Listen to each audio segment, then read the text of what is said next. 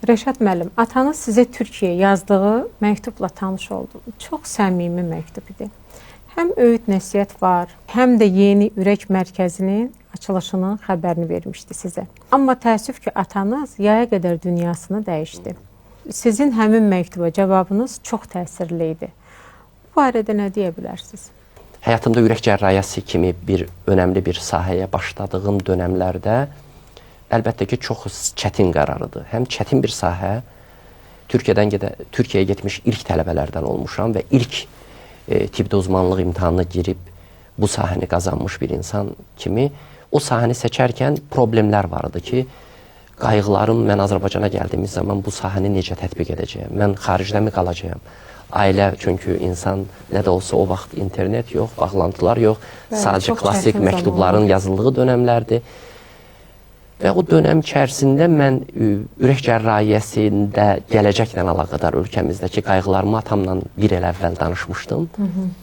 Və təsadüfən 98-ci ildə məşhur Debekinin Bakıya gəlməsi, Ulu Öndərlə görüşməsi və Ulu Öndərlə görüş sırasında televiziyada o gecə reportaj gedir və orada Debeki ilə birlikdə Ulu Öndər gələcəkdə böyük bir ürək mərkəzinin bu danışılıb 97-98-ci illər. Hələ mərkəzi klinik yoxdur, hələ bu sahələrlə əlaqədar. O zaman atam həmin gün gecə ilə bir məktub yazıb mənə göndərdi. Əlbəttə ki, məktub e-mail yox, o yox, bu normal bildiyimiz təbii yollarla mənə çatdı və o gün o məktub mənim üçün papanın yazdığı son məktub olaraq tarixə düşdü.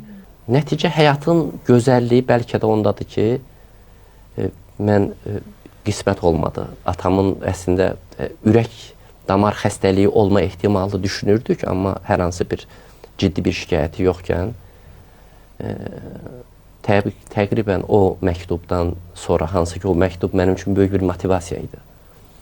O məktub bəlkə də bir insanın görəcəyi işi daha effektiv. Yəni, hər gün insan bir yeməyi pişirərkən belə ürəklə ona yanaşdığın zaman onun dadı fərqli olur. Onun kimi o məktubda mənim bu sənətə bağlanmağım üçün böyük bir motivasiya oldu.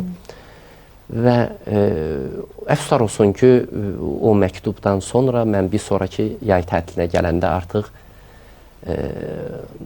dünyanın ən böyük problemi olan xəstəliklərdən biri kimi bu xəstəlikdə atam vəfat etmişdi.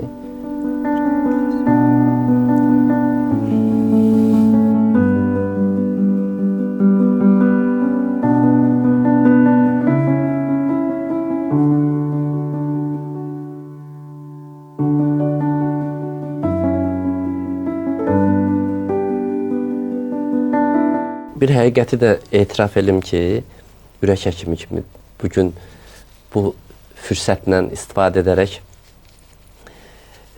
həm də tibbi məsləhətlərimizi də verməyə davam edək. Əslində duyğularını ifadə edə bilmək, həm də bunlar içərisində sevinç və kədər, göz yaşları da içindədir. Bu əslində ürək damar xəstəliklərinin qarşısını almaqda çox effektiv bir yöntəmdir.